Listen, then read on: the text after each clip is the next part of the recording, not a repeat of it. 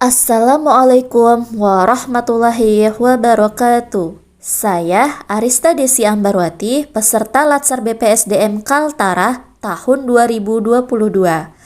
Saya angkatan 63, kelompok 3, golongan 3, NDH 4. Pada Learning Journal kali ini, kita akan membahas agenda 3 yang meliputi manajemen ASN dan Smart ASN. Pada pembelajaran sinkronus agenda 3, saya mendapat penjelasan materi secara langsung dari Ibu Dr. Anda Mardiana Arsyad, MH.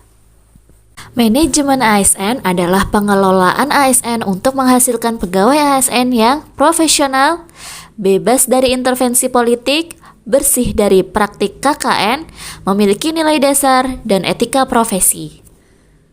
Manajemen ASN lebih menekankan kepada pengaturan profesi pegawai sehingga diharapkan agar selalu tersedia sumber daya aparatur sipil negara yang unggul selaras dengan perkembangan zaman. Kedudukan ASN berdasarkan Undang-Undang Nomor 5 Tahun 2014 tentang Aparatur Sipil Negara. Berdasarkan jenisnya, pegawai ASN terdiri atas 1. Pegawai Negeri Sipil atau PNS. Kedua, pegawai pemerintah dengan perjanjian kerja atau PPPK. PNS merupakan warga negara Indonesia yang memenuhi syarat tertentu, diangkat sebagai pegawai ASN secara tetap oleh pejabat pembina kepegawaian untuk menduduki jabatan pemerintahan, memiliki nomor induk pegawai secara nasional. Sedangkan PPPK adalah warga negara Indonesia yang memenuhi syarat tertentu, yang diangkat oleh pejabat pembina kepegawaian berdasarkan perjanjian kerja sesuai dengan kebutuhan instansi pemerintah untuk jangka waktu tertentu dalam rangka melaksanakan tugas pemerintahan. Pegawai ASN berfungsi sebagai pelaksana kebijakan publik, melaksanakan kebijakan yang dibuat oleh pejabat pembina kepegawaian sesuai dengan ketentuan peraturan perundang-undangan. Yang kedua yaitu sebagai pelayan publik, memberikan pelayanan publik yang profesional dan berkualitas. Yang ketiga yaitu sebagai perekat dan pemersatu bangsa, mempererat persatuan dan kesatuan negara Republik Indonesia. Hak ASN yang pertama yaitu hak PNS, meliputi gaji, cuti, tunjangan, perlindungan, pengembangan kompetensi, dan jaminan pensiun dan hari tua. Sementara hak PPPK yaitu gaji, cuti, tunjangan, perlindungan, pengembangan kompetensi. Kewajiban ASN meliputi setia dan taat pada Pancasila, Undang-Undang, dan NKRI, menjaga persatuan dan kesatuan bangsa, melaksanakan kebijakan yang dirumuskan pejabat pemerintah yang berwenang, mentaati ketentuan peraturan perundang-undangan, melaksanakan tugas kedinasan dengan penuh pengabdian, kejujuran, kesadaran, dan tanggung jawab. ASN juga harus menunjukkan integritas dan keteladanan dalam sikap, perilaku, ucapan, dan tindakan, menyimpan rahasia jabatan, serta bersedia ditempatkan di seluruh wilayah Negara Kesatuan Republik Indonesia. Kode etik dan kode perilaku ASN. Yang pertama, melaksanakan tugas dengan jujur, bertanggung jawab, dan berintegrasi tinggi. Yang kedua, melaksanakan tugas dengan cermat dan disiplin. Yang ketiga, melayani dengan sikap hormat, sopan, dan tanpa tekanan. Yang keempat, melaksanakan tugasnya sesuai dengan perintah atasan sejauh tidak bertentangan dengan peraturan perundang-undangan.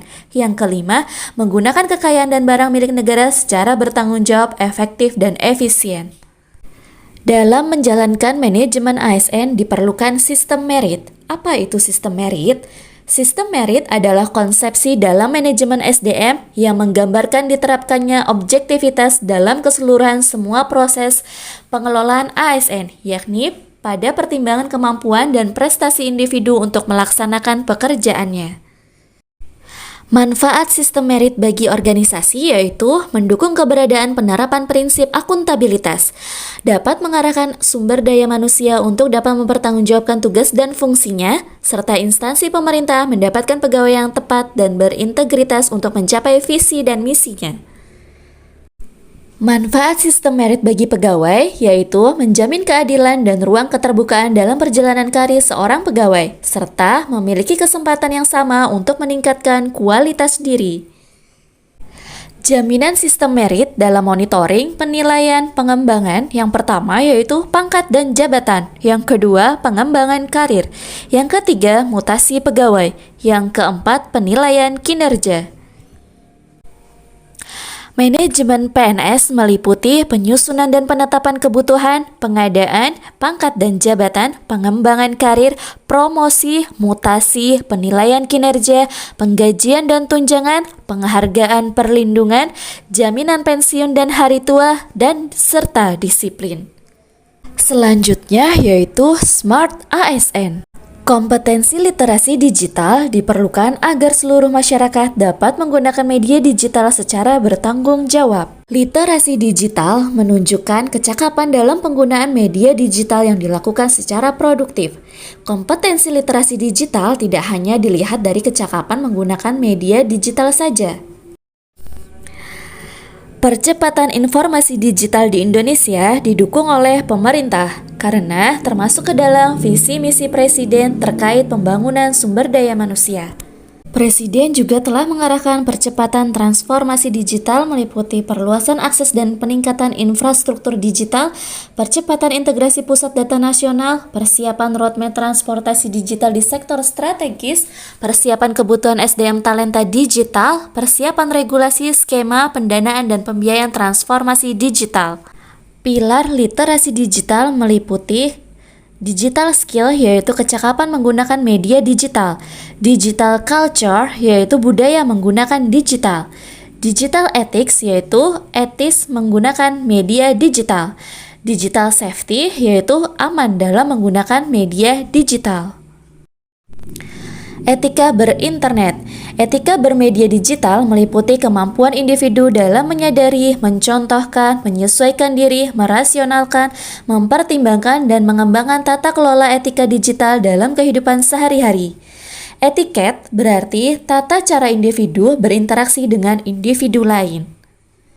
Keuntungan internet untuk transaksi. Yang pertama, biaya operasional lebih efektif dan efisien. Penjual toko dapat berinteraksi 24 jam, modal usaha lebih kecil, dapat dengan mudah mengenali kompetitor, katalog selalu up to date, potensi pasar lebih luas, serta tidak perlu toko offline. Konten negatif dapat mengarah pada penyebaran kebencian atau permusuhan berdasarkan perbedaan agama, suku, ras, dan golongan. Contohnya hoax, cyberbullying, dan hate speech. Sekian penjelasan video kita kali ini. Terima kasih telah menyimak. Wassalamualaikum warahmatullahi wabarakatuh.